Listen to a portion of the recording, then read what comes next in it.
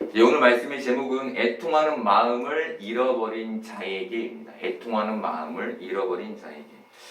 We Love라는 찬양팀이 있습니다. 이 팀이 공감하시네라는 제목의 찬양을 불렀는데, 이 찬양은 세월호 사고 당시 자녀를 잃은 부모의 고백에서 탄생된 곡입니다.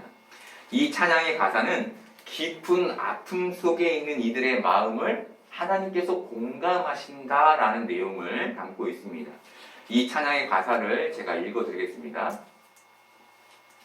혼자서만 세상을 사는 듯이 주가 멀어 보이기만 할 때 우리는 바라보아야 하네. 우리에게 오셨던 그 주님을. 주님이 우리의 아픈 마음을 아시네. 가까이서 우리의 마음에 공감하시네.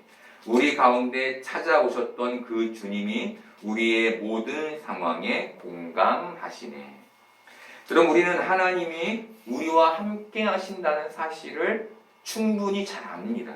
하지만 세상에 홀로 남겨진 듯한 극심한 외로움을 느낄 때면 하나님이 함께 하시지 않는 것 같이 느껴집니다. 하나님이 일하시지 않는 것 같은 그 느낌의 날들이 계속되면 그때는 영적인 침체에 빠지게 됩니다. 이제는 하나님과 민감한 관계에 대한 관심을 잃어버리는 것이죠. 우리가 이런 외로움과 하늘의 침묵을 경험하게 되는 때는 내가 철저히 외로울 때, 나 자신이 철저히 무능력하게 느껴질 때, 세상과 철저히 단절된 것 같을 때, 그리고 깊은 슬픔, 예기치 않은 깊은 슬픔에 빠졌을 때입니다. 그런데 찬양은 그렇게 주가 계시지 않는 것 같은, 주가 멀어 보이는 현실이지만 우리는 우리에게 오셨던 그 주님을 바라보아야 한다고 고백합니다. 민수기 21장에는 녹뱀 사건이 기록되어 있습니다. 이스라엘 백성들에게 광야의 여정은 쉽지 않았습니다. 성경은 이들의 상황을 이렇게 기록합니다. 민수기 21장 4, 5절 보겠습니다. 백성이 호르산에서 출발하여 홍해길을 따라 에돔 땅을 우회하려 하였다가 길로 말미암아 백성의 마음이 상하니라. 백성이 하나님과 모세를 향하여 원망하되 어찌하여 우리를 애굽에서 인도해 내어 이 광야에서 죽게 하는가? 이곳에는 먹을 것도 없고 물도 없도다. 우리 마음이 이 하찮은 음식을 싫어하노라 하며. 이스라엘 백성들이 종살이했던 애굽은 경제적으로 번영해 있었고 문화적으로 발달돼 있었으며 군사적으로도 강력한 나라였습니다. 게다가 대다수의 물적 자원이 풍족했습니다. 반대로 광야는 정말 아무런 볼 것도 누릴 것도 게다가 먹을 것도 없는 곳이었습니다. 애굽의 종이었던 이스라엘 백성들은 애굽의 경제적, 문화적 혜택을 받지는 못했습니다. 왜냐하면 종이었으니까. 하지만 그것 안에 있는 것으로 좋았습니다. 나는 그래도 이런 환경, 발달된 환경에 살고 있어가 좋았던 거죠. 애굽에 속해 있는 것만으로 그들이 우월감을 가졌던 거예요. 우월감. 이런 그들에게 광야는 자신들이 종살이하던 애굽보다 못한 것이었습니다. 볼 것도 없고 누릴 것도 없고 먹을 것도 없는 그들이 가진 애굽에 대한 긍지는 이 광야보다 애굽에서 종살이할 때가 더 나았다라는 그 후회 섞인 말을 내뱉게 했습니다. 그들은 애굽을 떠나면 모세의 말을 듣고 애굽을 떠나면 더 좋아질 줄 알았습니다. 그래서 모세의 말을 듣고 애굽을 따라 나온 것이죠. 여기보다 더 좋은 곳이 있을 거야. 그런데 그들이 마주한 현실은 그게 아니었던 거예요. 그들은 모세에게 속았다고 생각했을 겁니다. 이 생각은 모세를 향한 원망과 현실을 향한 불평으로 나타났습니다. 여러분, 우리는 오랜 시간 믿음 생활을 해왔습니다. 그래서 고난이 오면 우리는 즉시 하나님을 의지합니다. 우리는 이렇게 신앙의 의지가 몸에 배어 있습니다. 그런데 세상에서 믿음 없이 살다가 신앙을 가진 지 얼마 되지 않은 사람들에게 그들에게 닥치는 고난은 내가 교회 다녀서 이런 고난을 당하나? 라는 생각을 불러옵니다. 이 의문은 믿지 않을 때는 이런 일이 없었는데, 믿지 않을 때는 내가 좀 순조로웠는데 지금 왜 이러지? 라는 생각을 전제합니다. 여러분, 이 생각은 이스라엘 백성들이 애굽을 그리워했던 것과 같은 맥락이 있습니다. 저 때가 저 좋았는데 지금보다. 여러분, 하나님은 이스라엘 백성들이 부족함과 어려움에 처했을 때 그냥 가만히 계시지 않으셨습니다. 그들의 부족함과 어려움에 만나와 메추라기로 말 안의 물로 신발이 헤어지지 않는 것으로 채워주셨습니다. 그런데 이스라엘 백성들의 불평과 원망은 그치지 않고 계속됐습니다. 왜 이들은 불평과 원망을 멈추지 못한 걸까요? 그것은 애굽에서 먹고 마시고 있던 것과 광야에서 먹고 마시고 있던 것의 차이를 깨닫지 못했기 때문이었습니다. 그들이 지금을 현실로만 평가하며 판단하고 있었던 거죠. 애굽에서 그들이 누리던 것들은 그들이 종살이로 얻은 결과물이었습니다. 애써 일하고 힘써 일해서 얻은 결과물. 반면 광야에서 그들이 얻은 것들은 하나님이 거저 주신 것들이었습니다. 광야의 것이 애굽의 것보다 못했을지라도 둘에는 분명한 차이가 있었던 거죠. 근데 그들은 그것을 분별하지 않았던 거예요. 결과만 보고 저 때가 저 좋았어 라고 하는 겁니다. 이들이 그 둘 중에 초점을 맞췄어야 했던 건 지금 그들이 누리고 있는 것들이 애굽에서처럼 자신의 노력으로 얻는 게 아니라 하나님의 선물이라는 것이었습니다. 그래, 주님이 주신 거지. 여러분, 이 내용이 우리에게 알려주는 중요한 신앙의 자세가 있습니다. 그게 뭘까요? 자족입니다. 자족. 지금 내가 누리는 것이 내 노력, 내 능력에서가 아니라 하나님의 선물이야를 알 때 자족하는 거예요. 자족. 여러분, 때로 신앙의 길을 걸을 때 참 신앙이 개토처럼 척박하다라고 느껴질 때가 있습니다.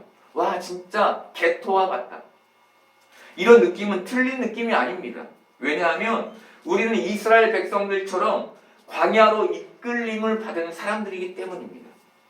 우리는 신앙의 영역으로, 믿음의 영역으로 이끌림을 받은 사람들인 거예요. 그냥 이렇게 내버려둔 사람이 아닌 겁니다. 하지만 분명한 차이가 있습니다. 그것은 우리가 개토라는 척박한 영역에 속해 있는 게 발을 헛디뎌 빠진 실수가 아니라 하나님의 특별한 이끌림에 있다는 겁니다. 지금 여러분이 이 자리에 앉아 있는 게 내가 실수했어. 이걸 선택하지 말았어야 돼가 아니라 하나님의 특별한 이끄심과 사랑하심에 의해 이 자리에 있다는 거예요. 우리는 이 현실에서 환경과 소유가 아니라 부르심을 봐야 하는 거예요. 나는 왜 이렇게 힘들지? 여러분, 우리가 경제적인 어려움, 육체적인 어려움을 겪는 게 왜 그렇습니까? 하나님 주시지 않아서입니까? 아니죠. 우리의 욕심으로 잘못된 판단을 했기 때문이죠. 우리가 우리의 건강을 관리하지 않았기 때문이죠. 그것 가지고 하나님을 원망하고 불평하는 게 아니라 지금 나의 이 형편에서 하나님이 주시는 것들을 바라봐야 한다는 거예요. 이런 인식에서야 우리는 하나님을 불평하거나 원망하지 않을 수 있는 겁니다. 하나님은 하나님과 모세를 원망한 이스라엘 백성들에게 불뱀을 보내셨습니다. 불뱀에 물려 죽은 자가 많아지자 백성들은 모세를 찾아가 자신의 죄를 고백하고 이 뱀들을 우리에게서 떠나게 해달라고 간청했습니다. 모세는 하나님께 기도했고 하나님 모세에게 불뱀을 만들어 장대 위에 매달고 물린 자마다 그것을 보면 살 것이라고 말씀해 주셨습니다. 그리고 성경은 이 사건을 이렇게 기록합니다. 민수기 21장 9절 보겠습니다. 모세가 놋뱀을 만들어 장대 위에 다니 뱀에게 물린 자가 놋뱀을 쳐다본 즉 모두 살더라. 여러분, 장대에 놋뱀이 매달려 있습니다. 그 놋뱀은 장대에 매달려 광야의 어디쯤에 꽂혀 있었을 겁니다. 그렇게 척박한 그곳 어디쯤에서 바람에 흔들거리고 있었을 거예요. 이렇게 꽂혀있진 않았겠죠. 뭔 줄에 매달려 있을 거 아닙니까? 장대니까. 사람들은 멀찌감치 해서 그 장대를 보며 저기에서 무슨 능력이 나타나겠어? 라는 생각을 했을 겁니다. 왜냐하면 저 멀리 장대에 하나가 탁 꽂혀있고 그 위에 놋뱀만 달려있는 거예요. 야, 저걸 보면 산대. 야, 무슨 저걸 보면 살겠니? 라는 말들을 사람들이 했을 겁니다.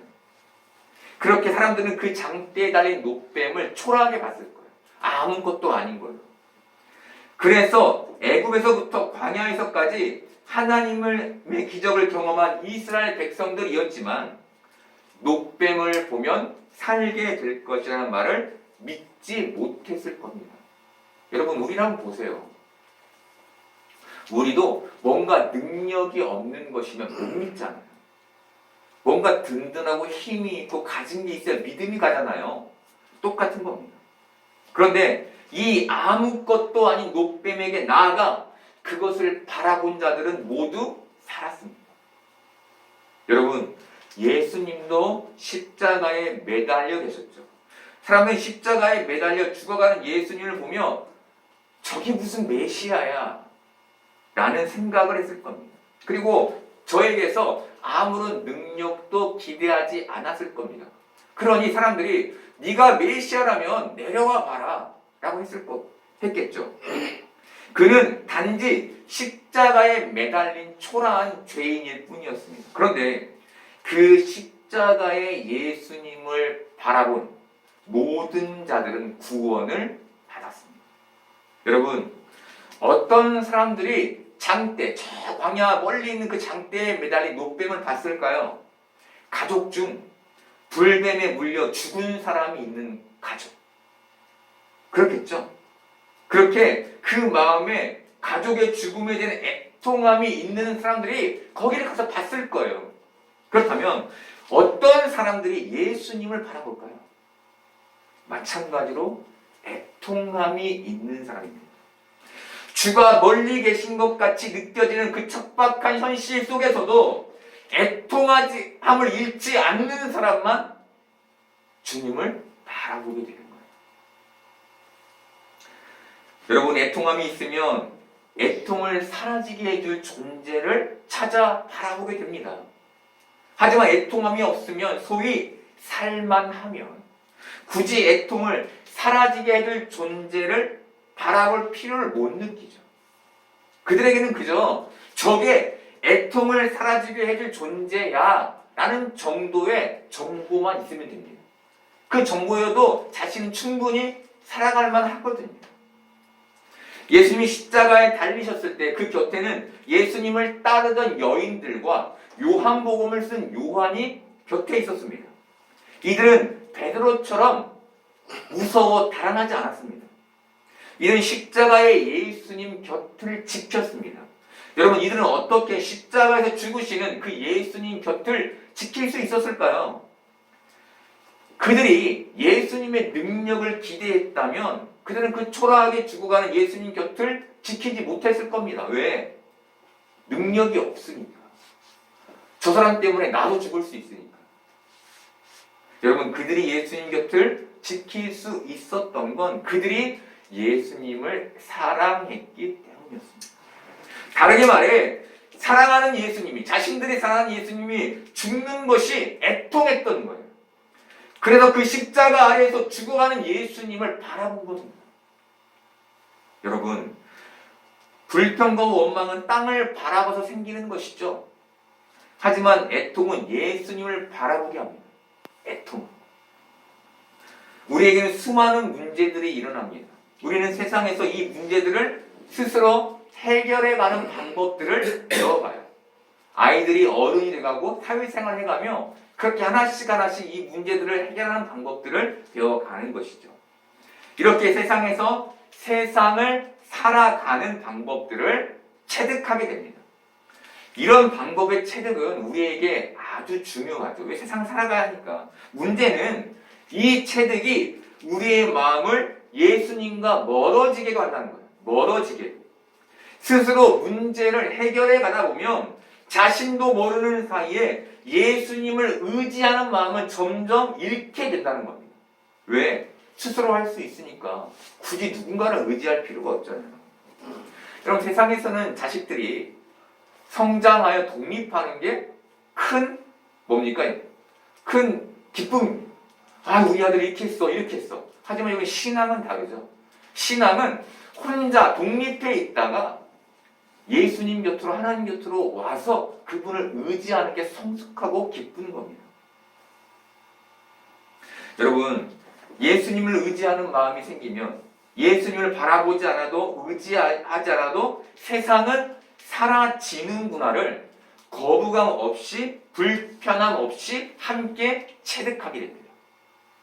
이들은 교회 안에서 직분도 받고 사역도 감당합니다. 그런데 예수님과 멀어요. 예수님을 바라보지 않아도 신앙생활을 하고 현실을 살아가는 전혀 문제를 느끼지 못해요. 마음이 먼데. 여러분, 이 겉으로 아무 문제 없어 보이는 이들에게 있는 정말 큰 문제는 뭘까요? 이들에게 애통함이 없다는 겁니다. 다르게 말하면 이들이 어느 순간 애통함을 잃어버렸다는 거예요. 이들이 더 이상 예수님을 바라보지 않게 됐다는 거예요. 여러분, 예수님을 바라보지 않는데 어떻게 신앙생활이 가능할까요? 여러분, 궁금하지 않으십니까? 예수님을 바라보지 않아요. 가까이에서. 근데 신앙생활이 가능해요. 어떻게 가능할까요? 예수님을 바라보진 않지만 생각은 하기 때문에. 생각. 여러분, 바라보는 것과 생각하는 것에는 큰 차이가 있습니다. 그것은 거리상의 차이예요. 거리상의 차이. 생각은 가까이 있지 않아도 가능해요. 멀리 있어도 가능해요. 그렇잖아요. 우리가 멀리 떨어져 있어도 아, 그 사람이 거기 있지 알잖아요. 생각은 존재의 정보를 확인하는 정도면 족합니다. 아, 저기서 저 사람 살아있구나. 이 정도면 족해요. 하지만 바라보는 건 가까이 있지 않으면 불가능합니다. 가까이 가서 봐야 족한 거예요. 바라보는 거. 얼마 전에 인터넷에서 요즘 교회가 가진 문제에 대한 글을 읽게 됐습니다. 첫 번째는 신앙이 자기 감정의 충족으로 전락했다는 거예요. 분위기를 달구고 감정을 끌어올리고 박수와 환호와 눈물을 만들어내면 그게 예배가 된 것처럼 여긴다는 거예요. 그리고 그 예배를 드리는 예배자들도 나 예배 드렸어 라고 느낀다는 거예요. 두 번째는 신앙이 지식화됐다는 거예요. 지식화. 지식화란 신앙이 행동으로 나타나지 않고 생각에 갇힌 것을 말합니다. 생각에 갇힌 것. 지식적 만족을 신앙으로 여기게 됐다는 거예요. 지식적 만족을. 여러분, 이 인터넷의 글은 가까이에서 바라봄을 잃어버린 세대를 꼬집습니다. 다른 말로 애통함, 주님과의 멀어진 것으로 주님을 바라보지 못하는 것으로 인한 애통함을 잃어버린 시대를 꼬집습니다. 여러분, 이 현실에서 극심한 슬픔과 불행은 우리를 애통하게 합니다. 그런데 우리는 늘 이런 극심한 슬픔과 불행을 겪지는 않아요. 우리가 일상에서 겪는 문제는 대부분 우리가 해결해 갈 수 있는 소소한 것들입니다. 우리는 대부분 이런 삶을 살아요, 여러분. 여러분, 만약 여러분이 제가 방금 말씀드린 것과 같은 스스로 소소한 문제를 해결할 수 있는 일상을 살고 있다면, 지금이 그렇다면 지금 스스로에게 던져야 할 질문은 나는 우리 구주를 바라보는 그 바라봄을 잃어버리지 않았는가? 나는 지금 애통하고 있는가입니다. 우리는 반드시 그 질문을 던져야 해요. 내 육신이 편하다고 해서 내 영혼까지 평안한 건 아닌 거예요. 여러분, 그렇게 자신의 영적 상태를 체크해야 합니다.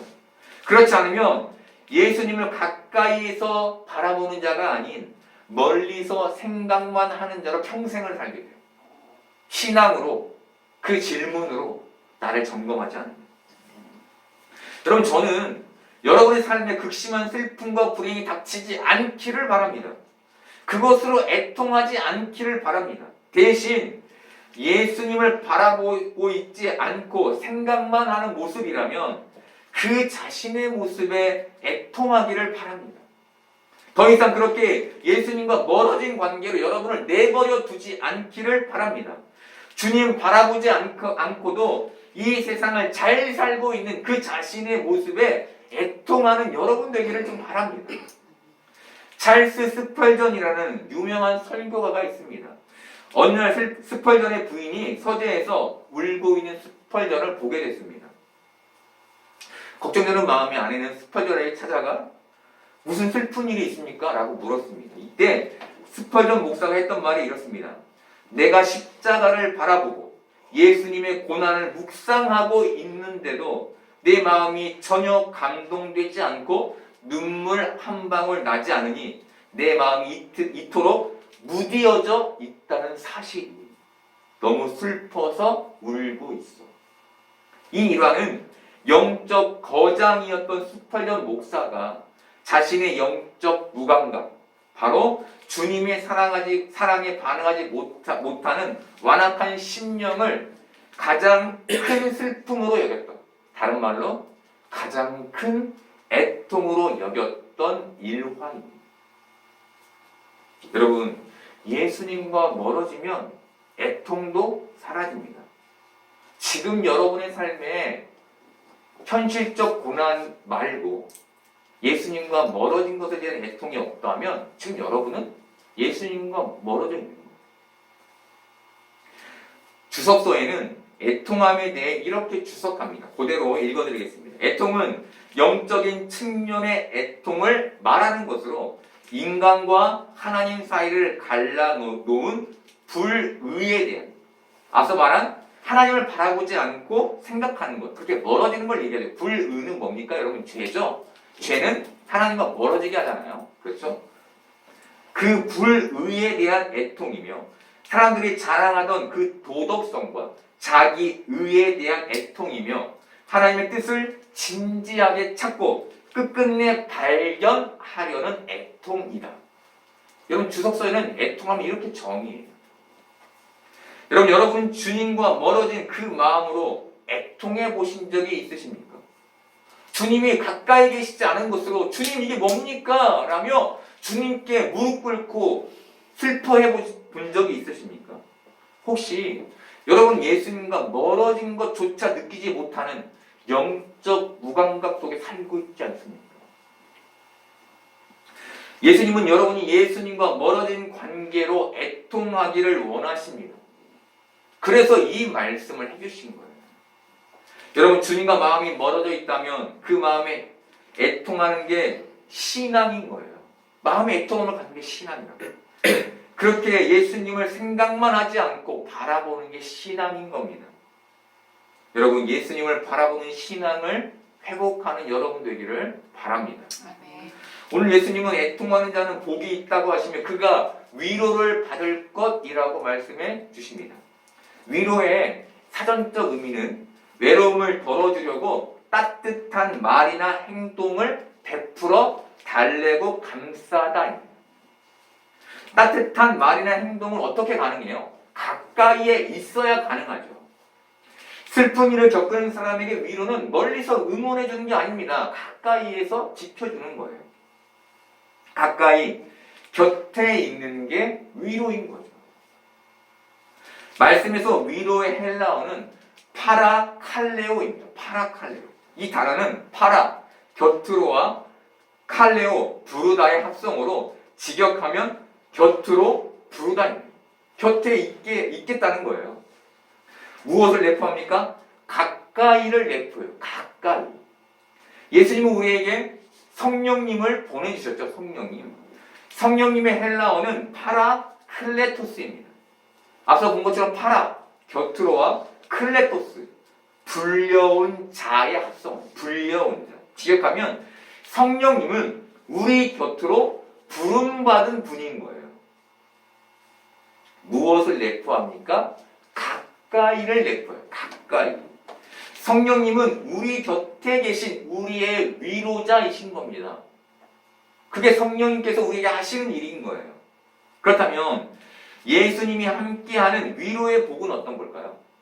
애통하는 데는 복이 있다 라고 말씀하셨죠? 위로를 받는 것이 복인데 그 복에 내포하는 건 뭘까요? 여러분 결론부터 말씀드리면 이 복은 세상의 복은 아닙니다. 복의 헬라어는 마카리오스입니다. 마카리오스. 그런데 이 복이라는 단어는 인간이 도달할 수 있는 최고의 환경과 상황, 즉 최고의 소유와 최고의 형통과 최고의 능력을 말하지 않습니다.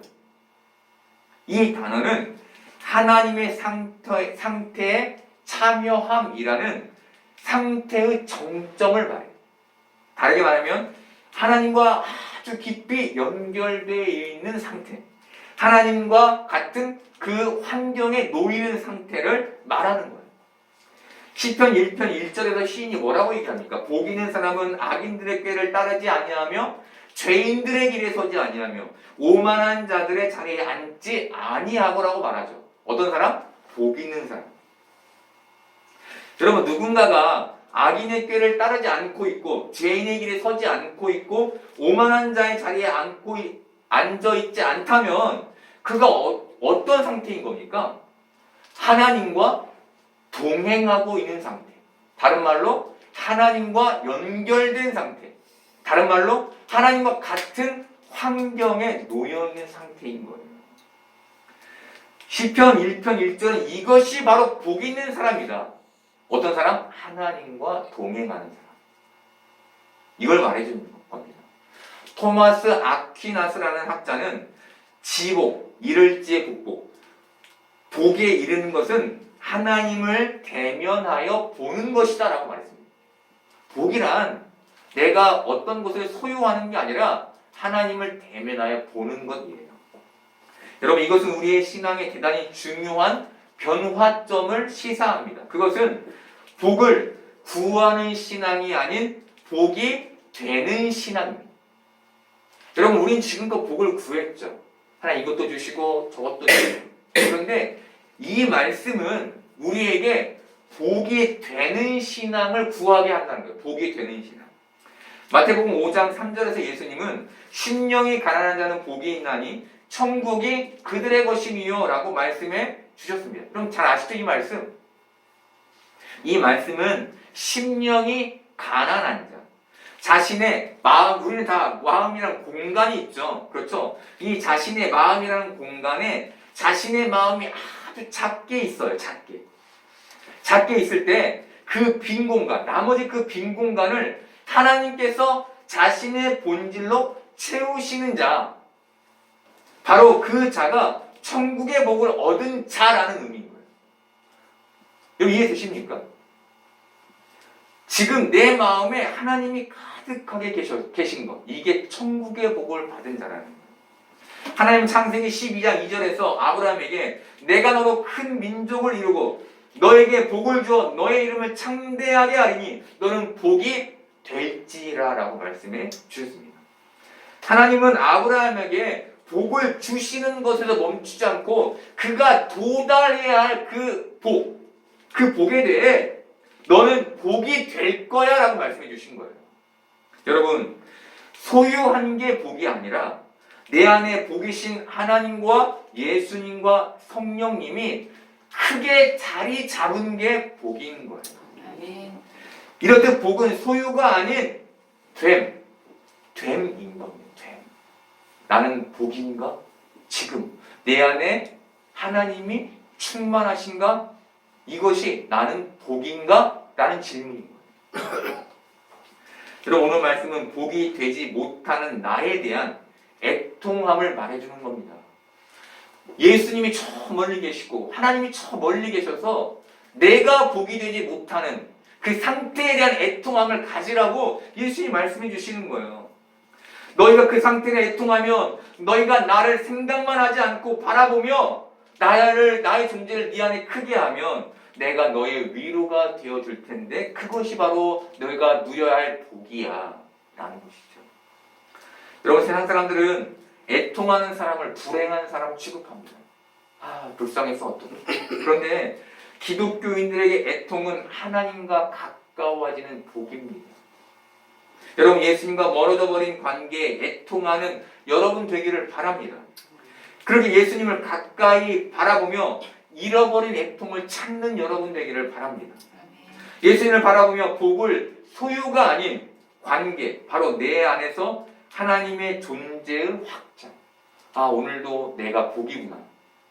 오늘도, 내일도 내가 복이 되었으면 좋겠다. 이런 기대를 갖는 여러분 되기를 바랍니다. 아멘. 그래서 이 세상에서 애통함으로 영적 실체이신 하나님을 바라보고 그분을 경험하며 그분과 함께 천국을 누리는 복된 여러분 되기를